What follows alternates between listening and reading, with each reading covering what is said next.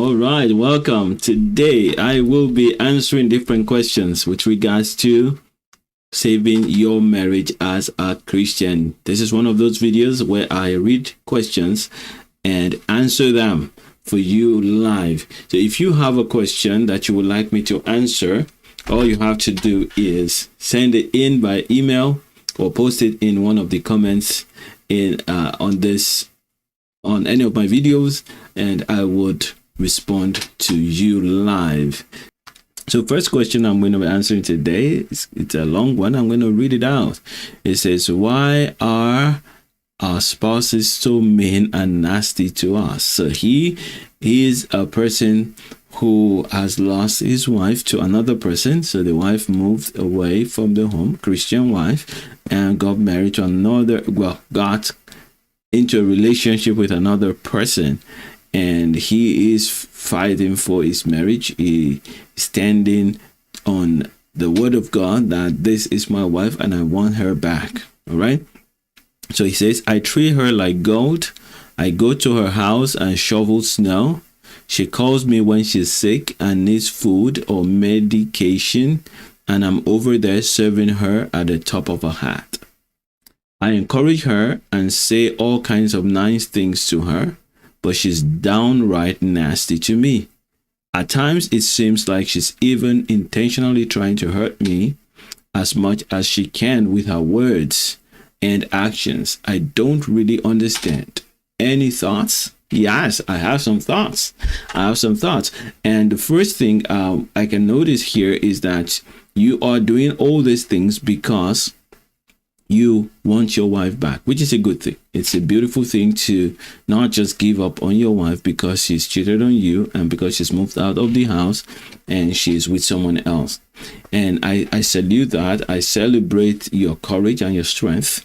And I encourage you to really walk with God on this.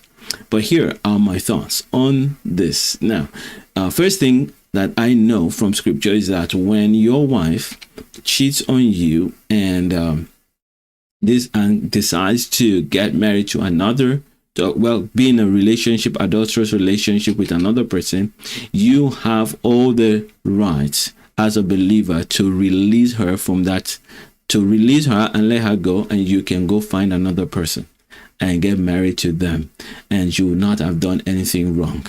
Number one, a covenant, a marriage covenant, is a very deep covenant, yes, but it's not an irrevocable covenant. Why? Because it is based on a condition that both of you are connected and committed to one another. And this covenant is similar to the covenant that Christ has with the church, in the sense that Christ is united with the church and he would stay committed to the church as long as a person stays committed to him. So I want to say to you, just like our Lord Jesus Christ says, once you're married to someone, you are bonded with that person. The only reason why marriages break is because of the hardness of heart. And so you shouldn't break your marriage except in the case of adultery. Now, there's adultery in this situation. So my first thought is, what are you doing running around following after a woman who doesn't want to be with you? What are you doing? What is the goal of that? What are you aiming at? So that's the first question I will ask you.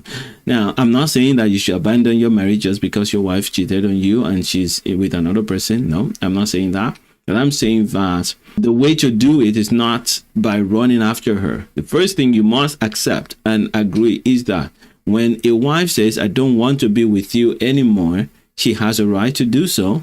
And we need to respect her decision. She's a matured person. She may be deluded. She may have been tricked by the enemy. She may have fallen into a dark season in our life that you understand and know of. Yes, I agree with you on all of that. But yet, regardless of that, you need to give her the freedom and treat her like a person who knows what she's doing and release her from your mind. Let her go. Now, when you let her go, what does it mean? It means that you give her the right to choose to be with another person, and you spend time in the place of prayer to help her return to her senses. If you decide that you don't want her back and you want to divorce her, the Lord has given you the permission to do that. Right? The Lord has given you permission to do that, and you are free to move on. Now, in some cases, and many times, really, God knows that your wife is in a very messed up state. The enemy is the one that has confused her, and he puts it in your heart to fight for her even when she has gone off, and to pray. Now, so this is now what I'm going to answer. I'm going to answer it as if we know that God is the one that put it in your heart to fight for her.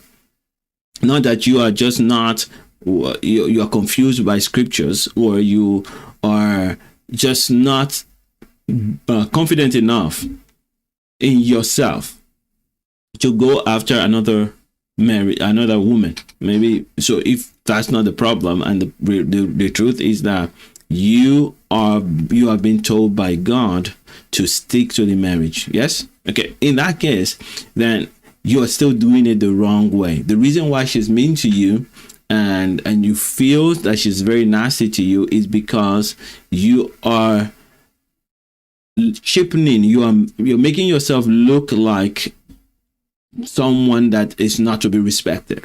I'm sorry to say it that way, but I want to speak to you so that you can take action immediately. There is absolutely no reason why you should be going to shovel her snow when she's not with you.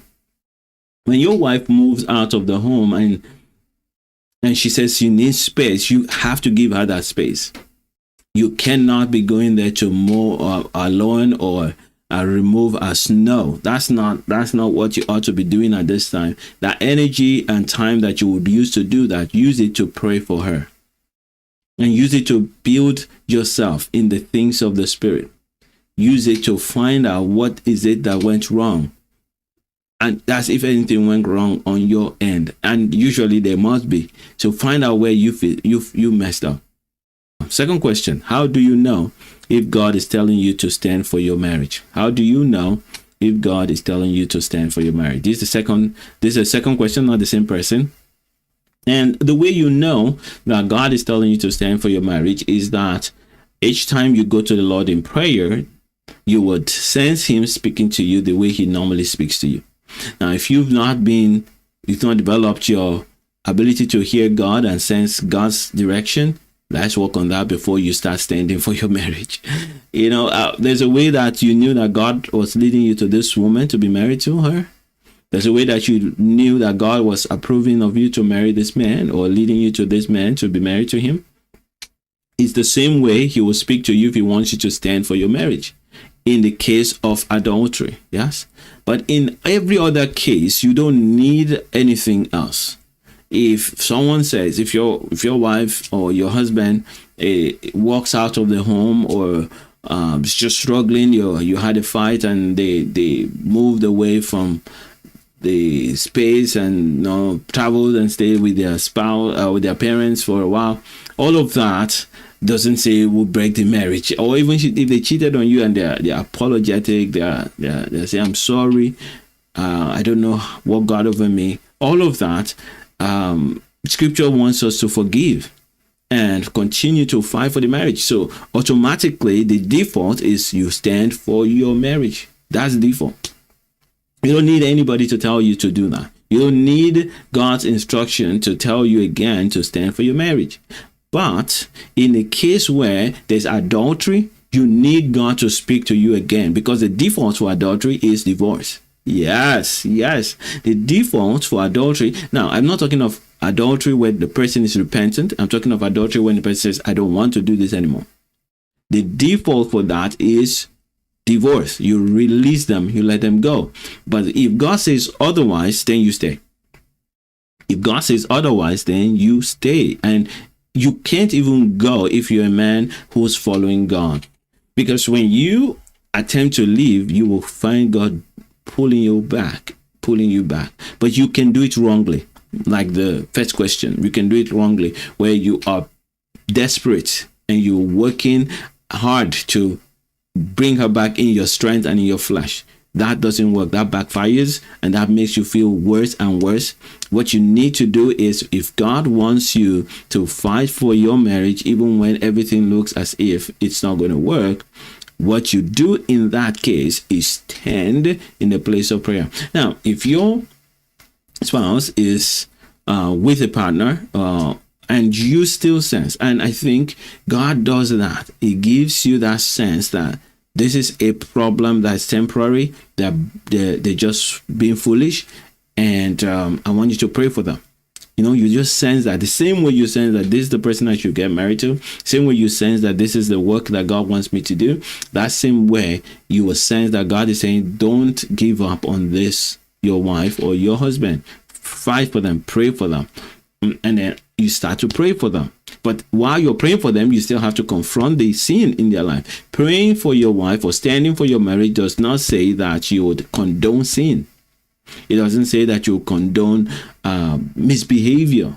You still have to say, no, this is not accepted. I will not accept to be treated rudely, to be treated unfairly.